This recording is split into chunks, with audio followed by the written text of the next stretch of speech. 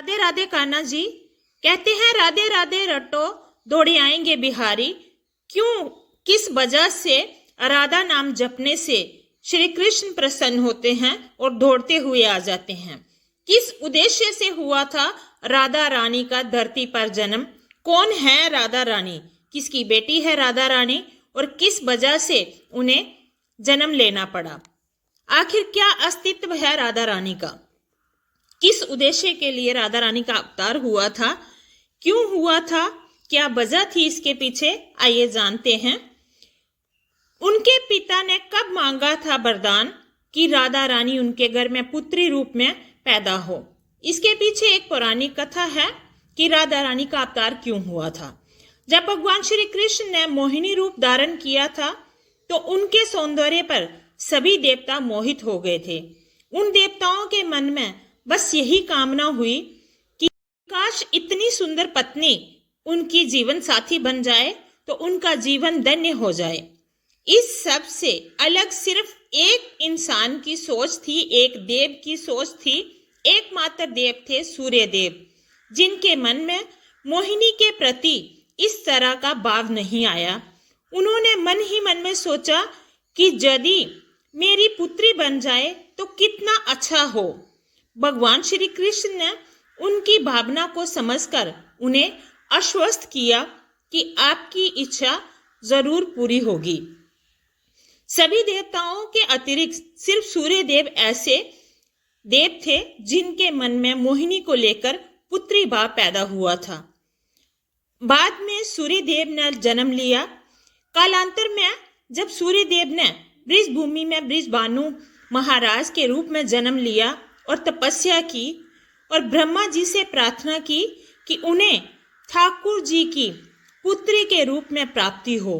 ब्रह्मा जी ने उनकी प्रार्थना स्वीकार कर ली और प्रार्थना स्वीकार करके हरि तक ये संदेश पहुंचाया। ठाकुर जी को ये ज्ञात था कि वो नंद बाबा और यशोदा माँ के यहाँ जन्म लेने वाले हैं, लेकिन प्रेम की स्थापना के लिए एक विशेष अवतार लेना होगा।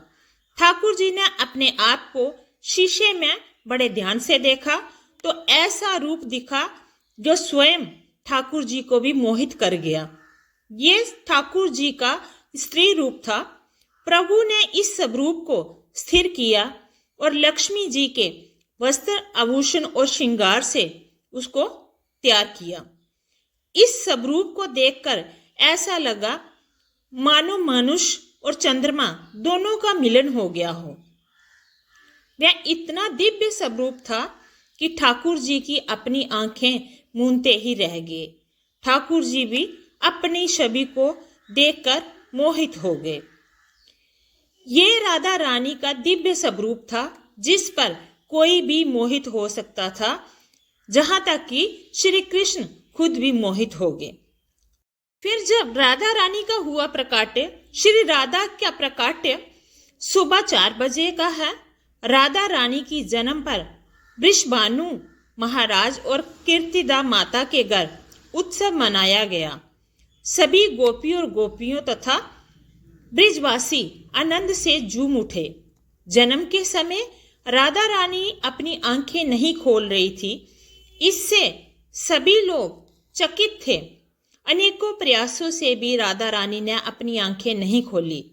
देवताओं के आग्रह पर नारद मुनि जी वहां गए और उन्होंने वहां बैठकर उनकी स्तुति की। उस स्तुति से राधा रानी ने नारद मुनि की ओर देखा।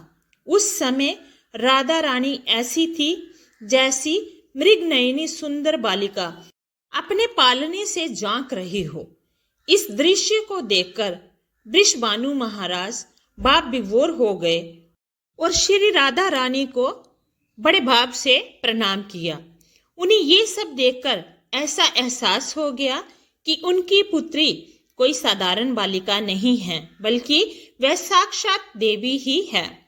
इस तरह से राधा रानी का अवतार भी बहुत ही विशेष समय से विशेष तरह से हुआ था। हम सब प्रेम का उदाहरण मानते हैं राधा कृष्ण को। प्रेम की स्थापना के लिए हुआ था राधा रानी का अवतार। इस प्रकार ठाकुर जी का ये अवतार प्रेम की स्थापना के लिए हुआ।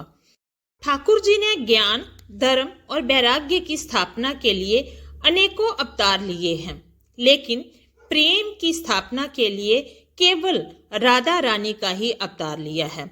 इसीलिए कहते हैं, राधे राधे रटो दौड़े आएंगे बिहारी। राधा रानी का स्मरण करने से ठाकुर जी प्रसन्न होते हैं और अपने भक्त के पास दौड़े चले आते हैं। अगर आप श्री कृष्ण को पाना चाहते हो तो राधा नाम का उच्चारण करते रहो, भगवान श्री कृष्ण आपको प्राप्त हो जाएंगे। बोलिए राधा रानी सरकार की जय।